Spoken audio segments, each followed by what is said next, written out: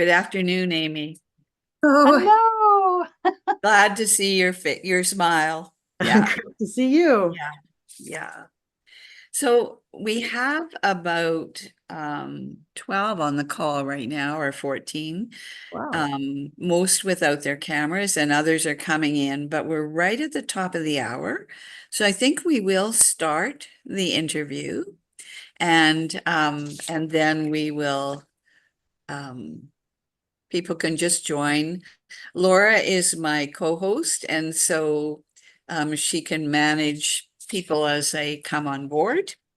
And are you ready to go, Amy? Sure.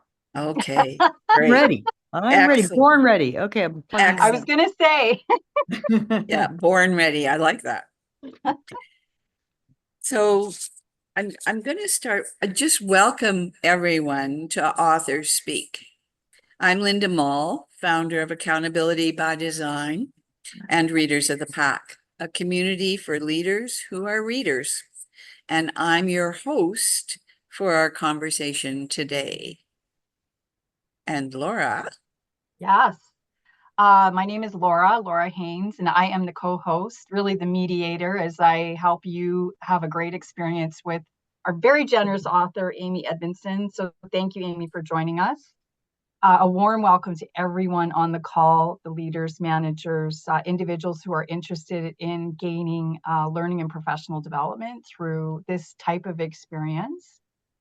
We will be sharing information after the call. We will be sending information out. You will see some of the information as we're going through the conversation with Amy. A lot of it is focused on Amy's work and making sure that you can get in touch with her current book, her past work, and also to ideally pick up the book, buy the book, and read it and provide comments on Amazon and all the platforms that you can. So we will also open it up to you the last 10 minutes to have a one-on-one interaction with Amy. She will answer questions that you may have about the conversation, about her book, about her work. So thank you. Thank you, Linda, for that opportunity. great. And Amy, we're not going to talk a lot about your bio. It's up, parts of it are up on the screen now. We're going to share it with everybody afterwards. Suffice to say, she's an award-winning pioneer of psychological safety and one of my favorite authors. I was introduced to her initially by Jeff Tetz, another fellow Edmontonian, when she wrote her first book. And so when this one came out, it caught my attention. And I love it, by the way. So I have read it. I recommend it to everybody. Thank So Amy, the first question is always, why this book and why now? What? Well, the answer to that question is, I mean, I suppose it's the same answer to both questions because I've been thinking about failure and error as essential elements of learning for a long time, for decades. And um, I have had experiences in organizations that have led me to realize that there is still confusion on these concepts. And it's not just for the philosophical worries about that, but practical worries about it. So I've been thinking about it so long that it seems to me some of the things I want to describe seem like so obvious that I wondered for a long time whether they were worth describing. And then I kept having experiences in organizations, I'll illustrate, that led me to realize, people still don't have the language, the frameworks, the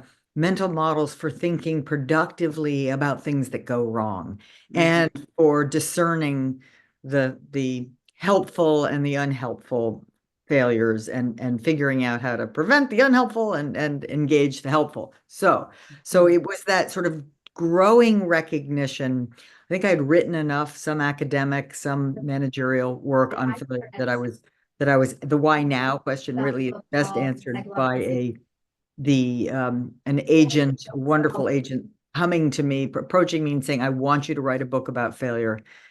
To which I said, I've written plenty about failure already. But she said, nope, and I said, by the way, there's lots of books out there about failure. She said, nope, not the book I want to read. It doesn't exist. So that's why I was motivated to do it, and the particular timing, because it could have been 10 years from now, it could have been 10 years ago. Wow. And I think it's so true. We still need it in our homes, in our organizations, in our lives, right? It's important Right. everywhere. And we still don't have it right. We don't have it right. So all the tips we can get will help us. So for me personally, a version that you called it a spontaneous emotional response to failure, which I hope I got that right. But aversion was a new term for me. Huh. And you follow it up with failure and fault are inextricably linked in most households. So, can you connect aversion, failure, and blame for your listeners? That's a big question, but So chat with me. sure, aversion really is that most natural sense of being averse to something. Oh, but you could think of it Mhm, as a kind of emotional allergy, and um, I think part of our spontaneous aversion, especially to our own failures, it turns out we're not so upset about other people's failures, is because of that deep cognitive link in our brains from our upbringings between failure and fault, right? So if something goes wrong, that instinct and perhaps parental, perhaps in mm, schools, perhaps elsewhere, the instinct is who did it, right? And mm. who's to blame? Yeah, to blame. And I think we deeply don't want to be blamed because we connect blame with being rejected, and that has a very deep connection to survival. And our emotional survival, our our is dependent on our inclusion in the groups that we value. And that goes, of course, way back in our history. And so we need to be, we need to be more scientific about it. We need to disconnect, de-link that Mhm. connection between failure and fault, and get more interested in not in the question of who did it, but the simple question of what happened. Mhm. What can we learn? Mhm. What can we change? And for me, that piece really sat because I don't think, I think accountability, which is my thing, and blame often go together. People don't want to take accountability for Mhm. failure or mistakes. They want to point outward, right? It's easier when it's someone else's fault. You don't have to do anything about it. But if you didn't feel you had to do anything, but rather just explore and have conversation, be curious, it would change the energy around it and people would be more willing to step in and take accountability, right? Yes, I think of accountability as psychological ownership, right? That Mhm, feeling mhm, of being accountable, not for the whole everything that happens in the world, but for my part in it, right? For whether mhm. those are omission or commission, things I did or things I didn't do that may have contributed to an undesired outcome. And Yeah. being both brave enough and thoughtful enough, kind of Mhm, analytical enough to be able to see it, to be able to step back and say, yes, I played a role in that. And that may mhm, be a role you regret, but no matter what, it's a role you can learn from mhm. and resolve to do better next time. Yeah, yeah. So well articulated, same page. Laura, I'll turn it over to you for a minute. Oh, thank you. Thank you again, Amy, for joining us.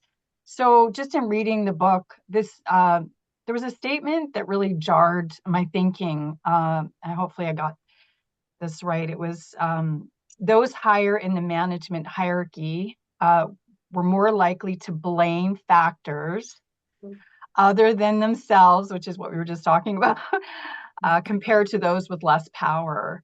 When I first read this, my initial thoughts were how costly the modeling that behavior as a senior leader might be to to your employees, to your peers. It creates a certain culture, of course, within that environment. And it's not intentional sometimes. I don't think people understand the impact. What would you say to those senior leaders besides read the book? What would your guidance be on that? You know, that is beautiful work by Stan Finkelstein at Dartmouth. And so it's not meant to be judgmental, right? It's descriptive. It's like, this is true. It's in fact, it's interesting, right? There's to a certain degree that's counterintuitive, right? Because we think of people with more responsibility, people higher in the hierarchy, they have a bigger impact. They know they have a bigger impact. So wouldn't they be more willing, not less willing, to step up and own it, right? But it turns out they are more vulnerable to a natural cognitive bias, which is that sort of defecting of blame, and in part because they feel the stakes are higher. They understand there's more visibility, so they're more averse to it landing on them, because of the consequences they imagine would happen. So I think the answer to your very thoughtful question is make it discussable. Right? So it's not, if you did this, you're bad. It's more, you're very likely to be vulnerable to this particular dysfunction because it's been shown across nations, across industries, and so forth. Therefore, just because there's a pattern in a population doesn't mean it's deterministic. Doesn't mean that has to be the case. So knowing that this is a risk factor for, say, senior executives allows you to thoughtfully overcome it. Right? It allows you to be more deliberate, more conscious, more, aware of the risk. You're more able to consciously choose to take responsibility. And we all, I'm sure, have seen leaders that do that, and it's very compelling, right? So it's the irony is that by dodging blame, you look weaker and less compelling. When you take it on, when you are accountable as a leader, you're more compelling and seem to others as more, more courageous and more thoughtful. Yes, more trustworthy. I feel in that environment, I feel safe that I can make a mistake, right? That I can, I've got a leader who I trust and respect, and that if I make an error, ideally I'm going to be led down this path because I've, they've led the way essentially.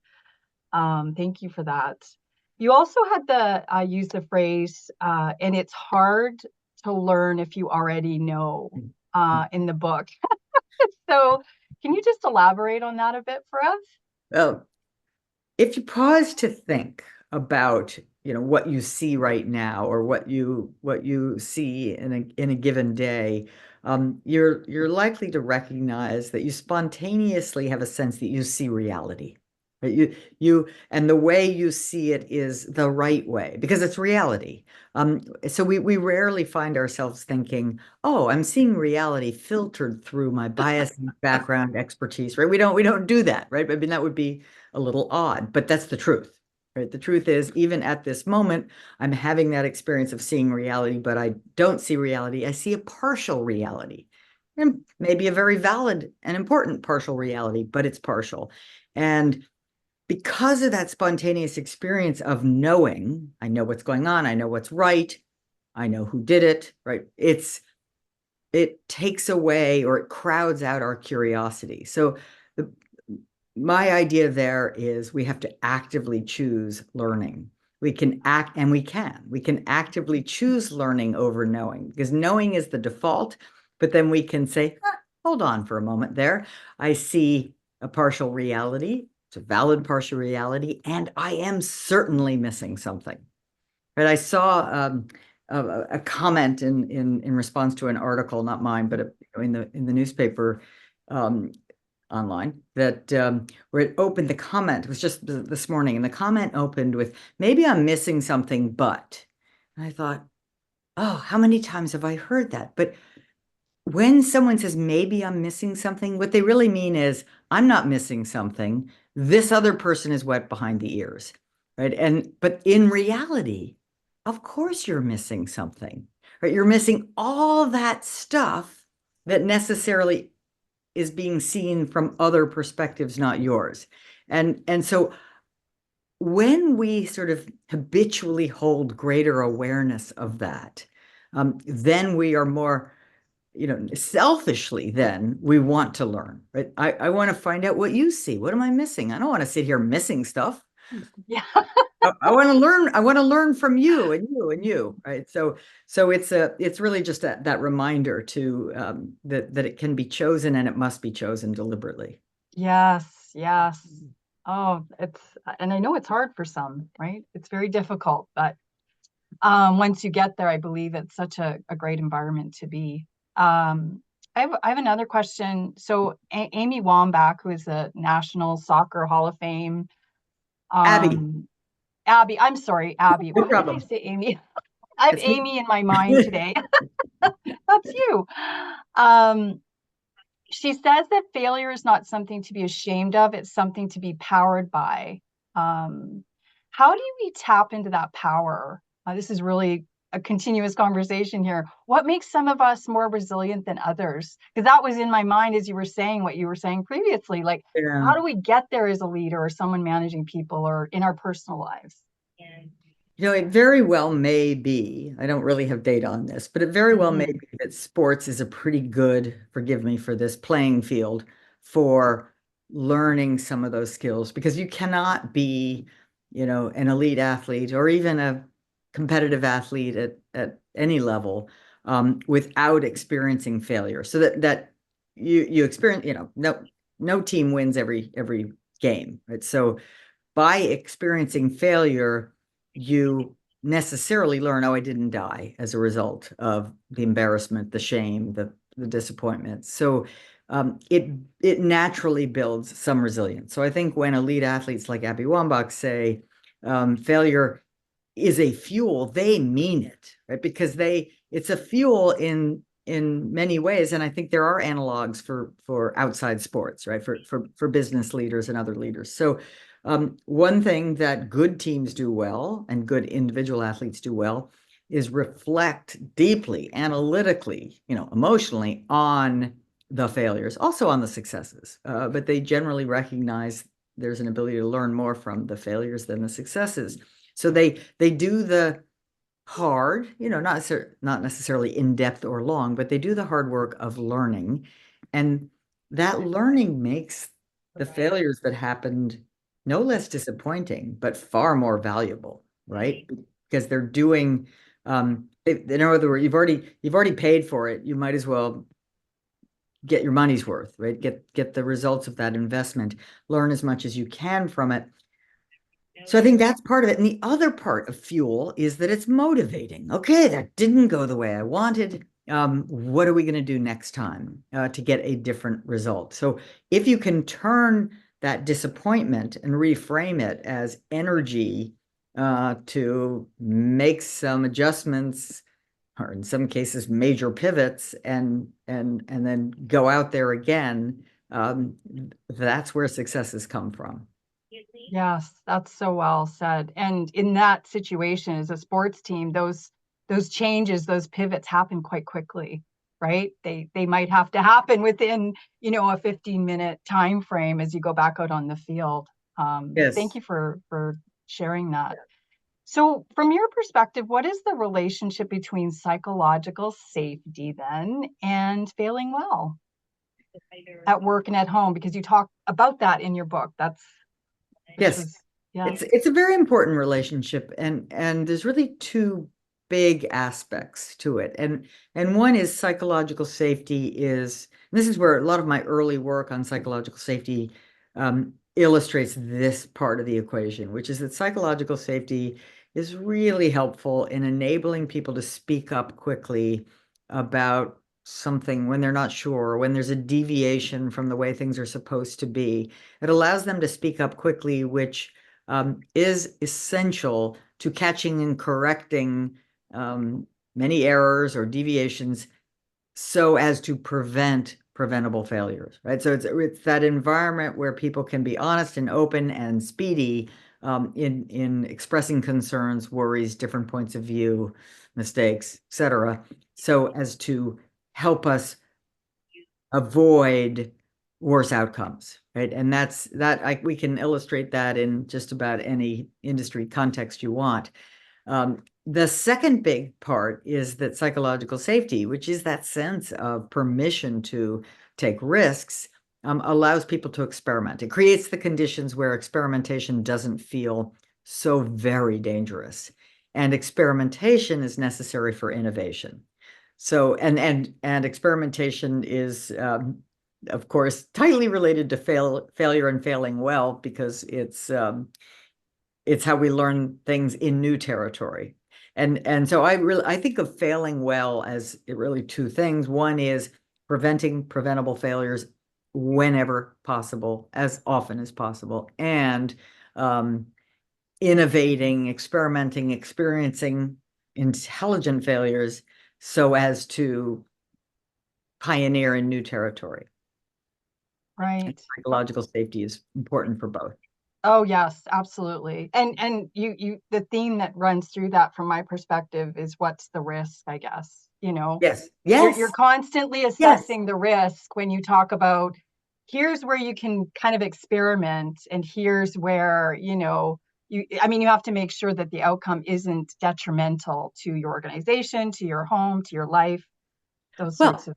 and I do the sort of idea, the title of the book, Right Kind of Wrong, pertains to intelligent failure, not Yes. to preventable, if you text and drive and get into an accident, that is not an intelligent failure, right? So it's important to me in the book to be clear about the criteria that make a failure intelligent. And Yes. there are very few. There are 4 criteria, and I say a half criterion, which I'll tack on, but the 4 are it's in new territory. So we don't yet have a formula, the knowledge, the recipe. It is in pursuit of a goal. We're not just messing about for the fun of it. And it is, you've done your homework. You've got a hypothesis, or you've got good reason to believe this might work. It's logical, right? And then 4th, and this is what relates to what you were just saying, it's no bigger than necessary. Right? So an intelligent failure is not wasteful. It's the right size experiment to Right. something we don't yet know without being either overly expensive or overly harmful. Right. Yes. Yeah, that's exactly it. Thank you for sharing that. That's great. Oh, the half criterion. I better add the half Yes, criterion. the half one. Was this the half one? Yeah. Yeah. It's implied, right? But it's take the time to learn from it. Yeah. Well, yeah, I feel like that's more than half. Yeah. I feel And like that's more than half, but I appreciate that. Thank you. Linda, I'll turn it over back to you. Thank I you so want to much, jump Amy. in for Yeah. sure, because in the book you give so many examples from the medical community and other communities as well, and particularly the work of Dr. Clarence Dennis and others in heart work, right? Heart And surgery. my Yep. yeah, my sister, when she was 4 years old, and she's now a senior, had a valve repaired in her heart, many at 4, and it was successful. She's still alive. And without those teams, those heart surgeons taking the risk every time, losing some patients along the way, and being tenacious about learning and adapting and finding just that belief in possibilities and that willingness to fail, I think saved her life and has saved millions since, right? Millions. So can you? Absolutely, Linda. And I want to just pause on that, because it is, I open chapter 1 with the story of Clarence Dennis and those early pioneering attempts to do the virtually impossible, which is to operate on the heart of a living patient. And Yeah. it took them a while to figure out how to do it so that your sister could be saved. But importantly, like, if you're dealing with life and death, how do you manage the 4th criterion? Right? How do you keep the downside as small as possible? And that downside might be death. And the simple, but maybe not obvious answer is you would only be willing to operate on a patient who had no other choice, right? Mhm. Only be willing to operate on a patient who had a certain death sentence without the procedure, that this would be a chance of saving that life, that may work, but it may not work. And then of course you're willing to do that horrendous risk because it could anyway. And then after they experimented in that way, all intelligent, I would argue, except maybe one, then they learned enough to do what they did to save your sister's life. That whole bit really pulled me into the book and actually connected me to the importance of failing well and how we avoid it often in business and in our organizations and in our lives. And so I want to wrap this step up. We're getting close to the half hour. There are many pieces in the chat. There's some fabulous comments. Kelly and Luke are very articulate. It's been exciting to read. We'll share those with everyone along with the video. But I wanted to wrap this piece up before we open it up to everyone else, to have you identify the key core practices in the science of failing well. You've touched on them throughout the conversation. So if you could choose three, what three things could people do that would support failing well? Well, I think number one is take smart risks. And that is, in a sense, using those criteria as a playbook for taking right-sized risks in new territory, right, toward goals that you care about.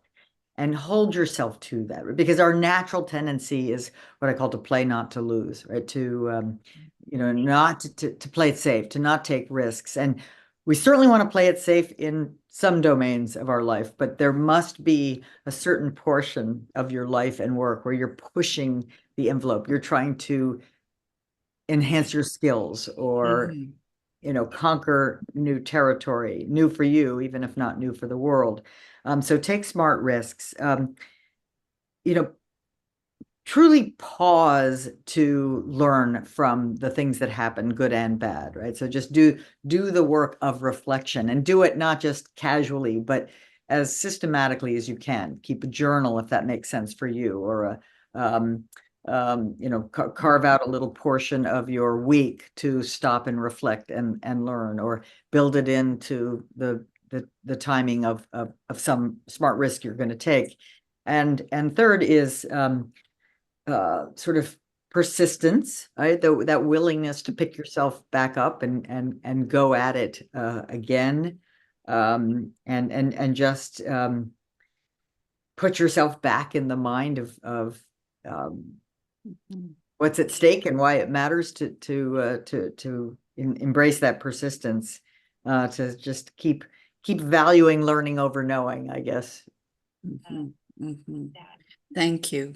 And I'm going to open it up to the group to ask their questions. So you can just do this, or you can raise it with the little icon. Joe, did I see your hand go up right away? No, no, I'm imagining. Okay. Who has a question for Amy? I see Luke's hand. Pardon? I see Luke's hand. Yeah. Yep. Luke, do you want to go ahead? Yeah, I mean, I have way more questions than we're going to have time for, so I'm going to ask the You're one only that, allowed one ideally, no, question. I'm only giving one, but I want to ask the most impactful one, which is, I've read a lot of your work and it's been awesome. The original question you were asked were how did you get to this book? How do you feel like the work that you have, like a lot of the work that you've done and the books that you've written and the articles and everything have led naturally to this place? Why that editor, whoever, or publisher asked for you to write that book. My question is more like, what do you think helped? How did you start on that path and get to that path? And then it's a long question. And then what's next? What are you perplexed with now? Yeah. I'm sorry, Oh, it's a deep one. well, yeah, I mean, it's this one is still keeping my attention, but I can answer it. But, are you saying what led me on that path for this book, or what led me on this path years and years and years ago? Your general overall inquisitiveness, curiosity, and drive to just shine light on things that we don't understand. Where'd that come from? Oh, that's such a I'm so, it's such a that's such a compliment. Thank you. I don't always feel that I'm embracing that fully, so thank you for that. But I had the absolute good luck of great mentorship at an early age, or at least um, in particular, right out of college. I had the extraordinary good luck of writing a letter to Buckminster Fuller and having him write me back. Now, Bucky was in his 80s at the time and was an absolute role model of curiosity, curiosity and joy, and a kind of commitment to what do we do next to try to make a better world? Like it was so obvious to him that was why we're here as human beings. So I thought, okay, that's why we're here. So I think I think it was really contagious. His curiosity was contagious. His drive, his warmth, his generosity was contagious. So, and then, without going into a long story, because I do want to keep track of time for as many questions as possible, but I found myself later work, later job in a organizational consulting capacity, and was just intrigued by how challenging organizations are, how challenging it is to manage them, to do the right thing, I mean, the simplest way to put it is that it's so hard to build a learning organization, right? An organization that doesn't get in its own way in adapting and innovating as needed in a changing world. And so then I turned my curiosity to that problem, and I just stumbled really quite by accident into this, the interpersonal, because I wasn't looking for it, but the interpersonal aspects of that, how very allergic we are to look bad in front of others, and especially in a hierarchy. And then I kept thinking, but wait a minute, that's so fundamental, right? If we're not willing to take interpersonal risks, how do we take technological risks and business risks? And, I just kept trying in my own little data-driven way to see what more I could learn about that. Mhm. Great question, Luke, and fabulous answer. Thank you both. Yeah. And Joe, I think your hand was up next, and then we'll go to Brian. Yes, good afternoon, Mrs. Edmondson. Yeah, we have a mutual friend, or had a mutual friend, CJ Fernley, who actually really did practice psychological safety in a lot of our meetings, and really solicited feedback from everyone, and was really an example. And I know he was a great admirer of your work. One of the things that I've actually become very interested in is the simplification process and the simplification of complex problems in particular.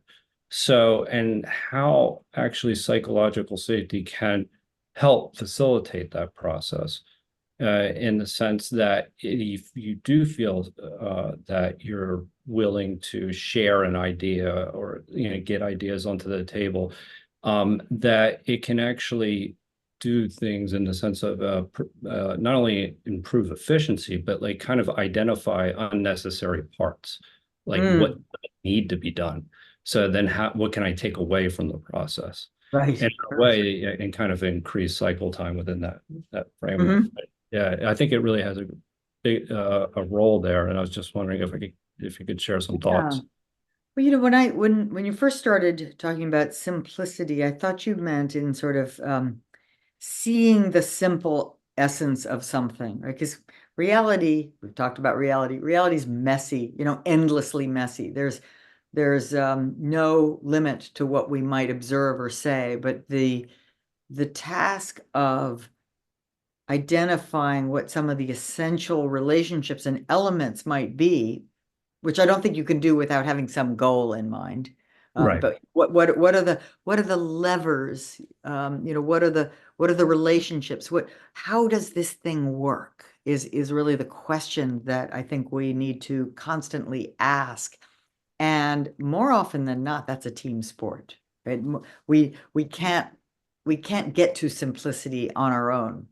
We need to work with others who maybe have a different perspective. They're seeing the elephant from a different angle. And we start by describing what we see and what relationships we are inferring based on what we see. And then we figure out ways to test those, to figure out what's necessary here, because there's, what is still here just because of what Jim March would call superstitious learning. Well, it's always been this way, so it must work. Well, but no, as you say, what if we took that out, right? If we took that out, then it might still work. In fact, it might work better with less friction. And so I think what you're asking, like, to reach simplicity, is a lifelong, project long, everything long aspiration that is probably best done with others, which means then we have to find ways to have high quality conversations where there's advocacy and inquiry, where there's learning and changing of one's mind, where there's testing and trying things out, and then ultimately getting to that essential simplicity that will be more powerful in helping us achieve our goals. Right. Thank you. Yeah, I mean, I couldn't agree more. I mean, I think it helps us get to the essence of what we're doing. And I think that what you said, the idea of an objective, right? That you're trying to get to the essence of the objective, and having as many individuals providing feedback from as many different perspectives, that allows you to actually pull it apart. Right? Yes, and people will often, mix up moves or recommendations with objectives, right? If you think someone should do something, right, that might be right, but what's the real objective? What are we trying to get done, and how will that action help us get that done? Or because if you don't articulate that out loud, then no one can weigh in to help and either offer a contrasting point of view. Thank you. Again, great question, Joe. Thank you. And thank you, Amy. And I think Brian had a question. Yes, thanks, Linda. And thank you, Amy. And I apologize for being late. So you may have given more of an answer to this question than I heard in the conversation, although I think the response to Joe's question is very helpful. So I'm an executive coach, and I do coaching, and I know there's a few colleagues on this call. So I'm curious about what you would recommend to coaching, as I want to call it a profession, but as a thing, around how we can support clients by what we do and who we are in relation to leading in organizations that are psychologically safe. Well, I think the most important thing you can do is remind them that the default is not psychologically safe. And when I say that, I mean, I think the problem is the term has sort of gained weight and extent and come to mean a lot of things that it really doesn't, right? More quite precisely, psychological safety describes a belief that speaking up with questions, concerns, mistakes, different points of view will be welcome, expected, right? It's not that it's easy or fun, and it's not job security or being nice or being comfortable or dialing back on standards or all sorts of other things. So when we really appreciate that psychological safety means that deep sense of permission for candor, for straight talk, doesn't mean you're right about everything, but it means you feel a sense of permission to say it so that we can dig in and figure out what I'm missing. Once you realize that, you realize very few organizations have that at least consistently throughout them, right? So I think job one is kind of remind people this is really hard. Like humans have evolved in our societies, in our hierarchies, to be very risk averse, to be predisposed to hold back, to do a wait and see rather than a lean in. Not because they're bad, not because they're lazy, because it's natural and normal. The incentives have been structured that way for millennia. And so if we want to be, a dynamic, innovative learning organization that just really wins in our marketplace, we're going to have a bunch of weird people around here, right? We're going to have the kind of people who are taking risks and speaking up and saying to the boss, I see it differently. Sorry, right? And that's, once you realize how ambitious that is, I think they'll either run in the other direction or they'll say, okay, now what, right? And my now what is it starts with it sort of starts with remind them it's not the default, right? Let's be clear about that. But then it starts with framing the work, right? And calling attention to its novelty, its challenge, its interdependence, its uncertainty, or all of the above, right? Sort of when you name it, when you make that explicit, it makes it far more logically clear and explicit that we are dependent on that willingness, to speak up and speak up quickly. Because if your mental model of work is kind of industrial era work, hit your targets, do your thing, come in, go out,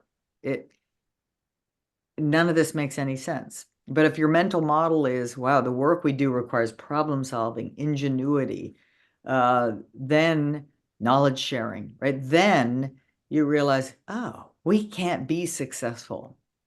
And it stands to reason why we'd be asking people to do these weird things, because these weird things are, in fact, what would allow us to nail it, to do really well. So, and then the second thing is just lean into inquiry, ask good questions, just as Linda illustrated right off the bat by asking me a question. I promise you, it would have been almost physically impossible to not answer. When someone asks you a question and it seems to be a genuine question, you feel compelled to answer. So you are sharing your voice, and hopefully honest voice.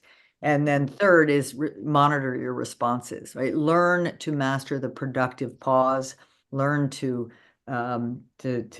express interest and to appreciate what you're learning. You don't have to agree with it all, but you have to kind of respect and honor the voice that you hear. So you're creating an interpersonal environment of candor and learning, in part by explaining its necessity, in part by inviting it, and in part by modeling a productive response. Yes. Thank you very much. Again, love that question, Brian, and love the response. And Kelly writes, simplicity requires the complexity of relationships. And what was going through my brain as you were talking, Amy, was, if we feel safe, our tone when we ask the question or when we volunteer information is very different than when we're afraid. When we're afraid, we often have an edge. And sometimes we ask the question, but if the person on the other side isn't feeling safe, they're hesitant to ask, or they feel like they're being questioned or put in their place, whatever. So it's just such a complex conversation, and so important for us to get better at. So we are pretty much at time, 12:45. And I want to respect Amy's time and all of your time for sure. Thank you, everybody, for such a participatory session. We have about 16 others that were registered that are not here. So we will share this with all. And I'll ask Laura if we can capture the notes in the chat to share, because there are some fabulous comments. We've got some wisdom on this call, which makes it even richer. So thank you very much. We will send out the PowerPoint, the video, the chat. We're here to answer any questions you have. All of Amy's contact information will be in what we provide.